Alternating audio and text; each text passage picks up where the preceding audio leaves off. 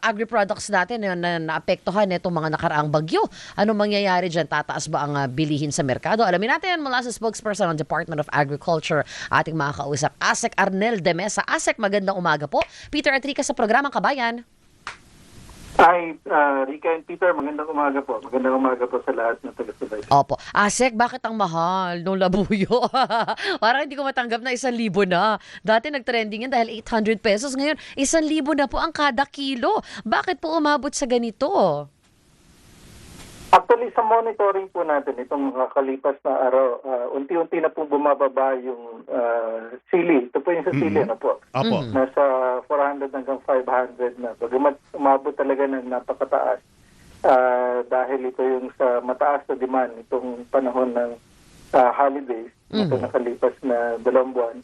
Pero ngayon po, unti-unti na bumaba. At dahil din dito, actually, nagpabigay na ng kautusan si Secretary Chico na tingnan kung saan pa pwede mag-produce nitong sili at kaya naman itong i-produce sa iba pang panig ng ating bansa para hindi na ma-experience ulit itong mga biglaang pagtaas ng presyo. Oo, mahirap po ba ito itanim? Kasi naalala ko, ASEC, may mga kapitbahay naman kami na may mga tanim na labuyo dun sa labas ng bahay nila. Hindi naman. Kagaya ito ng talong at kamatis. Sensitive sila pag panahon ng tagulan, yung waterlogging. At dahil pag-init na ngayon, inaasahan natin na lalo pagdadami ang production. At isa pang paraan dyan, tanim din sa mga greenhouses para talaga maiwasan lang yung nababad sa tubig. Okay, ASEC Arnel, tanong ko lang po, bakit po ganito lagi yung ating istorya na either meron tayong kakulangan sa sili, kaya napakataas, o kaya naman overproduction of vegetables. Oo, tapos tinatapon na lang sa gilid tabi-tabi ng daan. How do you solve a problem like that? Bakit hindi natin pwedeng sabihin na meron tayong contingency plan na by this time baka magkaroon tayo ng shortage ng ganire, mag-warehousing na tayo? Una dyan, Peter, yung tinatawag natin na seasonality nitong mga ganitong klaseng agricultural products. Kagaya nga nung nabanggit ko kanina, kasamahan nito yung kapamilya nito yung kamatis, talong, itong sili kung titingin natin, pag binyak mo yan, pare-parehas ang itsura ng buto niyan. At mahina talaga sila pag tagulan.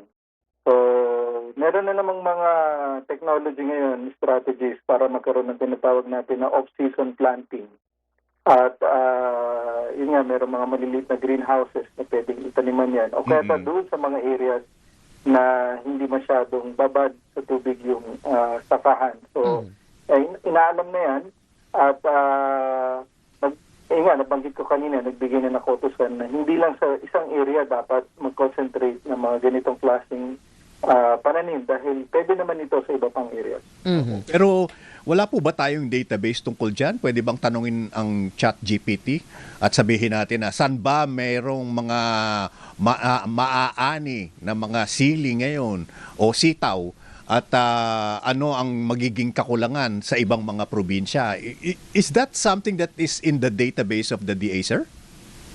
Ngayon, Peter, ilo-launch na natin yung ating command center. As you mentioned, lahat ng database ay ilalagay dyan. It's now currently being populated para lahat ng informasyon at magkaroon talaga. Yun talaga yung kailangan, yung tamang datos para sa tamang decision making and strategy making. Hindi lang ng DA, kung hindi ng ating mga LGUs kasi kapartner natin dito yung LGUs at saka yung ating mga magsasaka na rin. Oo, kasi parang naalala namin po nung napag-usapan din dati yung pagpaplano ng zoning para dun sa kung saan at sino mga magsasaka magtatanim ng certain products. Sir, lipat lang po ako on a different topic po, no, dahil tapos na po ang December, so tapos na po technically yung yung import ban sa mga bigas, no? Ano po ang update natin dito, sir?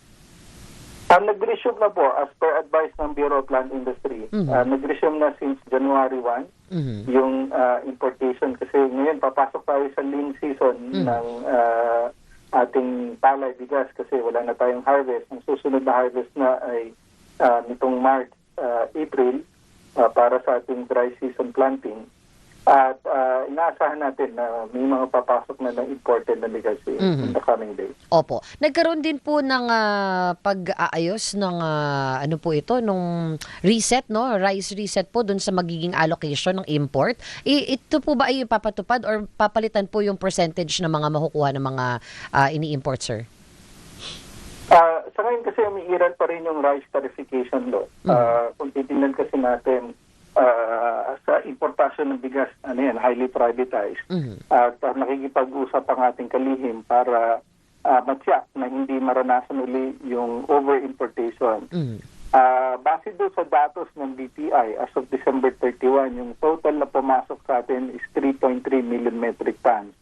Compared that to 2024, which was about 4.8 million metric tons. And yet, we did not experience yung kakulangan ng bigas last year o mataas ang pagtaas ng presyo. Isa lang ibig sabihin nun, talagang nagkakaroon ng over-importation for the past how many years. At kaya talaga na masustain ang local production. Ina-expect natin for this year, we can have 20.3 million metric tons ng harvested palay, which is higher dun sa mga nakalipas sa taon. Opo, pero sir, kahit naman po nag-stop tayo ng import ban, nanatili pa rin naman po na mataas yung presyo ng bigas. Bakit po ganun pa rin po yung nangyari? Hindi naman siya ganun kataas kasi siyempre of course ang karamihan na nabebenta sa merkado yung locally produced rice. At yung presyo ay tama lang kasi ang regular milled is priced at 40 pesos at ang well milled is priced at 45. Ang rule of thumb kasi kung magkano yung farm gate price na dry, i-multiply mo yun by 2, that's supposed to be the retail price. So kung naglalaro ng 40 yung regular milled, yung presyo ng farm gate na dry is nasa 20. Kung titingnan natin, dapat ang presyo nan para sa ating mga magsasaka na maganda yung kita nila, nasa 23 pesos. Which for the price ng well milled at 45 will represent the correct price ng bigas sa merkado.